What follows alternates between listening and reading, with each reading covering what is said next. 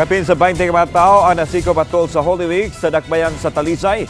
Din tulo nini ang nadakpan tungkol sa illegal nga drugas nga nagkantidad sa dulaan 800,000 pesos. Ang detalye sa report ni Marie Dumabok. Unang nasikop ang usa ka e-bike driver nga taga Barangay Tangke nga ilang street level individual. Nasikop kini Marso 30 Sabado sa buntag di nasakmit gikan kaniya ang mobalor sa 204,000 pesos nga gituhang shabu. Samtang pagkasabado sa hapon laing duha ka mga gitudlong durugista ang nasikop. Ang 40 anyos ka lalaki nga taga Barangay San Roque subject sa operasyon. Ang giilang street level individual. Nasikop usab ang kaoban niyang 51 anyos. Nasakmit gikan kanila ang dulaan sa 600,000 pesos sa gituhang shabu. Nadakpan usab ang usa ka 29 anyos nga lalaki taga Barangay Poblasyon niadtong Domingo sa gabii nga gireklamong nagdala og armas. Nasikop ang lalaki og nasakmitan og 45 kalibre nga armas.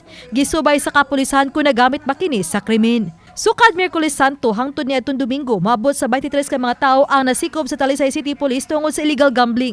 Gihimo ang 5 ka managlahing nga operasyon sa nagkadiyang bahin sa dakbayan sa Talisay. Di nasikop tungod sa hantak ug tigbakay. Ang mga dinakpan ang gipasakaan na og tukmang kaso. Uban ni Godfrey Relien, Marie Dumabok. Balitang Bisdak.